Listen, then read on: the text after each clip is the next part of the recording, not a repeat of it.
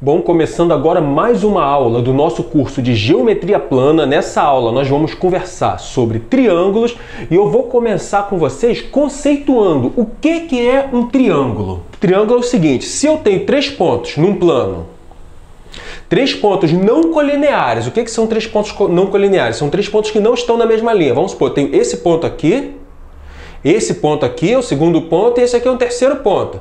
Eles estão alinhados, os três. Eu consigo passar uma mesma linha que passa pelos três. Aí não serve. Para ser um triângulo, tem que ser três pontos não colineares. Então eu tenho aqui o ponto 1, ponto 2 e um terceiro ponto aqui. E aí eu consigo ligar esses três pontos. Eu ligando três pontos não colineares, cada par de pontos eles são colineares entre si, porque entre quaisquer dois pontos eu consigo traçar uma reta. Mas os três, eles não podem os três estarem na mesma linha. Então, juntando os três pontos, eu formo um triângulo. Aqui nesse exemplo, eu tenho o ponto A, o ponto B e o ponto C. Juntei os três pontos com segmentos de reta, com o segmento AB, AC e BC e formei um triângulo. E quais são os elementos de um triângulo? As partes que compõem um triângulo. Um triângulo é composto por vértices, lados, ângulos internos e ângulos externos. O que são os vértices? Os vértices são os pontos de encontro entre os segmentos de reta que formam o triângulo. Então aqui, o ponto de encontro entre a reta AB e a reta AC é um vértice. Ponto de encontro entre a reta AB e CB é um outro vértice. E esses vértices eu posso nomear eles assim, ó. Eu boto o nome do ponto, vértice A, vértice B e vértice C. E quais são os lados desse triângulo? Os lados são os segmentos de reta que compõem o triângulo, que formam o triângulo. Eu tenho aqui nesse caso o lado AB, o lado BC e o lado AC. Esses termos que eu estou usando, essa nomenclatura, reta, segmento de reta, essa forma aqui, essa notação para segmento de reta, tudo isso a gente já viu aqui no nosso curso, nessa playlist de Geometria Plana. Caso vocês tenham alguma dúvida quanto a isso, volta nas aulas anteriores, revê as aulas anteriores. Ângulos internos são os ângulos que estão dentro do triângulo. Por exemplo, o ângulo CAB. Escrever assim, ó, CAB. Isso é um ângulo interno. A mesma coisa, ABC. ABC é outro ângulo interno. Mas aqui eu já coloquei aqui que nesse vértice do ponto A tem o ângulo A. Eu nomeei o ângulo com A minúsculo. A mesma coisa aqui para o B e para o C. Então os ângulos internos desse triângulo são os ângulos A, B e C. Ângulos externos. O que são isso? Ângulos externos. Para eu encontrar o ângulo externo, o que eu faço? Eu prolongo aqui a reta, por exemplo, esse segmento CB. Eu prolongo o segmento e aí eu tiro o valor desse ângulo aqui, ó. Isso é um ângulo externo. Eu vou chamar esse ângulo aqui de Y. Só para a gente nomear eles ali. Prolongo esse segmento aqui. Aqui eu tenho outro ângulo externo. Prolongando esse segmento, eu tenho outro ângulo externo aqui. Vou chamar esse de X e esse de Z. Então, exemplos aqui de ângulos externos. Eu tenho X, Y e Z. E a soma do ângulo interno com o ângulo externo, que está no mesmo vértice aqui, o vértice B. Se eu somar B mais Y, eu tenho que ter 180 graus. Então, uma característica do ângulo interno e o ângulo externo é que a soma do ângulo interno com o ângulo externo no mesmo vértice é 180 graus. Aqui, ó, A mais X 180, C mais Z 180. Isso é o ângulo externo. Vamos falar agora sobre as condições de existência de um triângulo. Olha só. Cada lado deve ser menor que a soma dos outros dois. Ah, professor, você está na nossa frente, você não é transparente. Não seja por isso. Pronto, ó. Cada lado deve ser menor que a soma dos outros dois. Já não tem mais essa desculpa de professor transparente. Por exemplo, nesse triângulo aqui, se eu somar esse lado aqui com esse lado, esse terceiro lado deve ser menor do que a soma dos outros dois. E isso é válido para qualquer lado. Qualquer um dos lados tem que ser menor do que a soma dos outros dois. Então aqui eu tenho alguns exemplos. Olha, esse triângulo aqui, 5, 7 e 9. O lado com esses tamanhos aqui, ó, 5, 7 e 9. Eu consigo formar um triângulo com lados desse tamanho? Vamos ver. 5 tem que ser menor do que 7 mais 9. Isso é verdade? É. 7 mais 9 é 16. E 5 é menor do que 16. Então, verdade. Vamos analisar o outro lado aqui, ó. 7 tem que ser menor do que 5 mais 9. 5 mais 9 é 14. 7 é menor que 14. Verdade. Vamos aqui agora analisar o 9. O 9 tem que ser menor do que 5 mais 7. 5 mais 7 é 12. E 9 é menor do que 12. Então, bateu. Isso daqui forma um triângulo. Esse daqui, vamos analisar esse daqui. Vamos analisar aqui primeiro o lado 3. 3 tem que ser menor do que 4 mais 10. E isso é verdade. 4 mais 10 é 14 e 3 é menor. Verdadeiro. Vamos analisar o lado 4 aqui. Ó. 4 tem que ser menor do que os outros dois. 3 mais 10. 3 mais 10, 13. 4 é menor do que 13. Verdadeiro. Vamos analisar o terceiro lado. 10. 10 deve ser menor que os outros dois. 3 mais 4. 3 mais 4 são 7. 10 é menor do que 7? Não é. 10 é maior do que 7. Isso aqui é falso. Então isso daqui eu não consigo formar um triângulo. Teve uma vez na faculdade que o professor passou uma questão gigante. Uma questão de geometria gigante. Eu fui calculando, fazendo a questão. E o que aconteceu? E eu não conseguia fazer a questão de jeito nenhum. Simplesmente porque os dados dados no enunciado da questão não dava para formar um triângulo. E a solução para essa questão era simplesmente dizer: com esses lados que foram dados no enunciado da questão, é impossível formar um triângulo. Essa deveria ser a resposta da questão. E aí eu fiquei um tempão calculando, foi um trabalho. Uma das questões do trabalho foi essa, um tempão tentando calcular e não dava resultado. Não dava resultado, nada que eu fazia dava certo.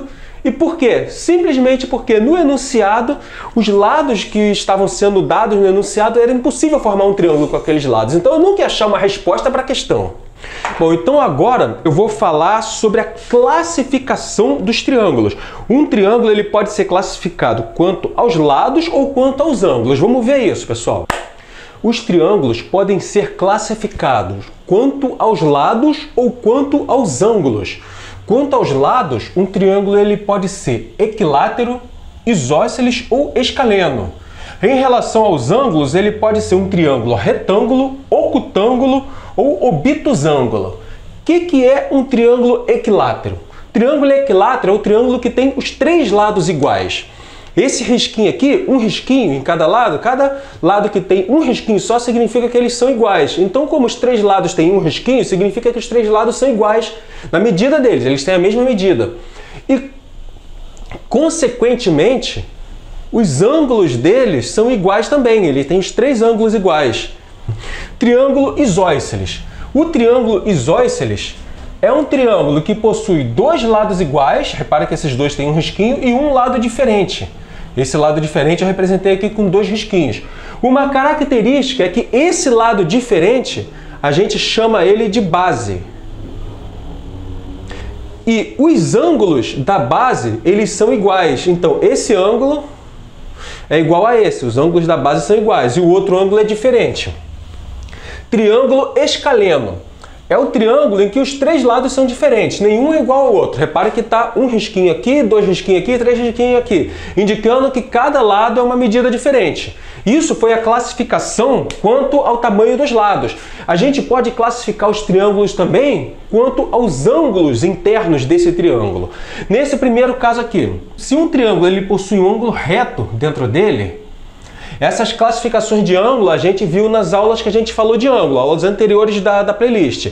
Se um triângulo possui um ângulo reto, ele é chamado de triângulo retângulo. Se os três ângulos internos de um triângulo são ângulos agudos são ângulos menores do que 90 graus. Então, se os três forem agudos, o nome que esse triângulo recebe é triângulo ocutângulo.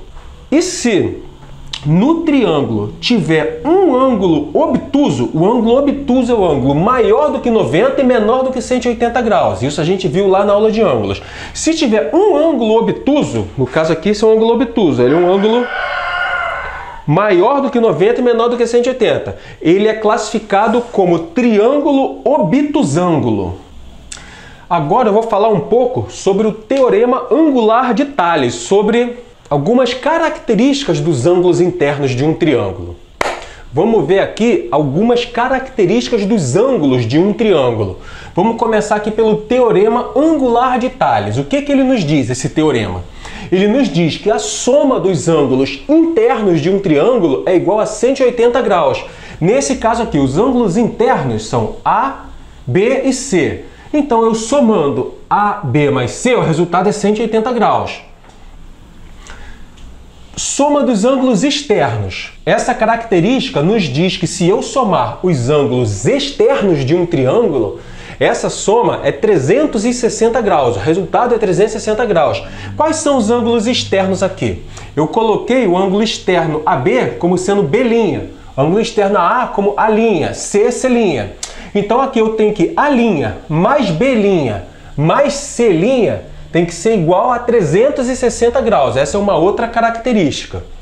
Teorema dos ângulos externos. O que esse teorema nos diz? Ele diz que um ângulo externo é igual à soma dos outros dois ângulos não adjacentes a ele. Ou seja, vou mostrar aqui para vocês no desenho. O ângulo externo B'. O ângulo adjacente ao ângulo B', o ângulo que está aqui do lado, é o ângulo B. E os ângulos não adjacentes são os ângulos internos A e C. Então, B é igual a A mais C. C'. Quem é C'? C' é A mais B. Quem é A'? A', C mais B. Eu coloquei esse exemplo aqui de exercício para a gente ver uma aplicação prática desse conhecimento.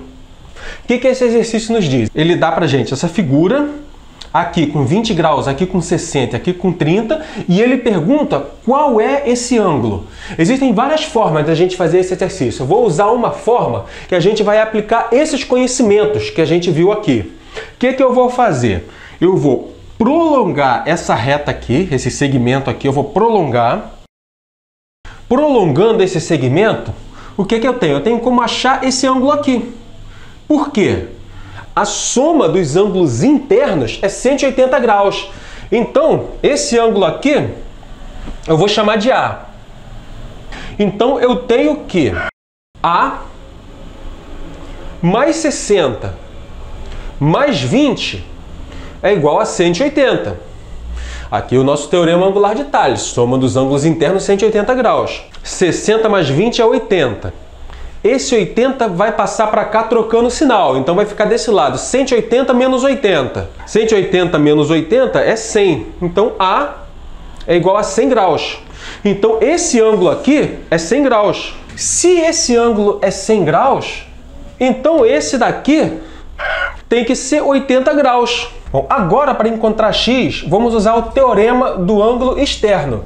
Eu sei, então, que x vai ser igual à soma dos outros dois ângulos internos não consecutivos a ele, esses ângulos opostos aqui.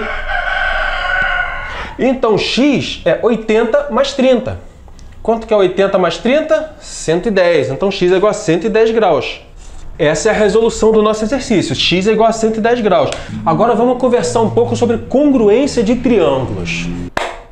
O que são triângulos congruentes? São triângulos que possuem as mesmas medidas, o mesmo tamanho dos lados, os mesmos ângulos internos, porém estão em posições diferentes no plano. Esse triângulo aqui, por exemplo, se eu botar ele aqui e botar ele aqui, o triângulo tem as mesmas medidas, é um igual ao outro, só que eles estão em lugares diferentes aqui no quadro. Esse está aqui, esse está aqui. Isso aqui são triângulos congruentes. Sendo que, para a gente saber se um triângulo é congruente, a gente não precisa ter a medida de todos os lados e a medida de todos os ângulos.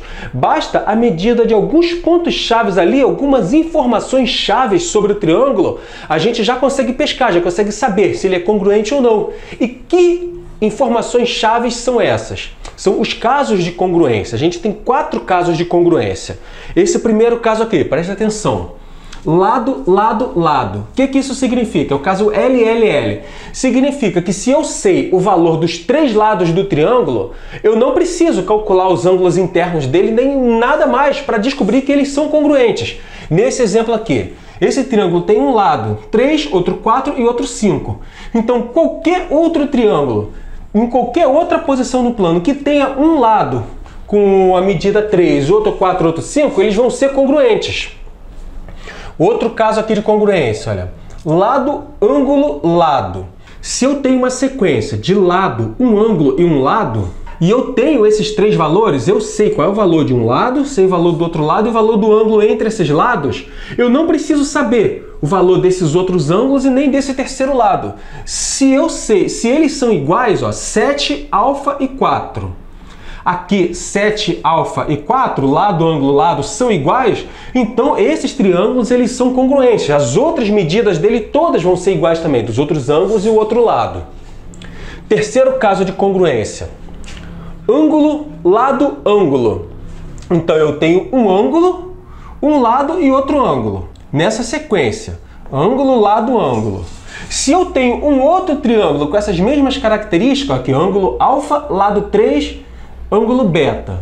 Ângulo alfa, lado 3, ângulo beta. Eu sei que eles são congruentes. E esse último caso aqui, ó, lado, ângulo e ângulo oposto. Eu tenho um lado, tenho um ângulo que está colado ao lado e o ângulo oposto a esse lado. Se eu tenho essas informações e o outro triângulo tem essas mesmas medidas, nesse caso aqui, lado 5, ângulo alfa, ângulo oposto beta. Lado 5, ângulo alfa, ângulo oposto beta. Eles são congruentes, ó. LA, A com um Ozinho aqui de ângulo oposto. Lado, ângulo, ângulo oposto.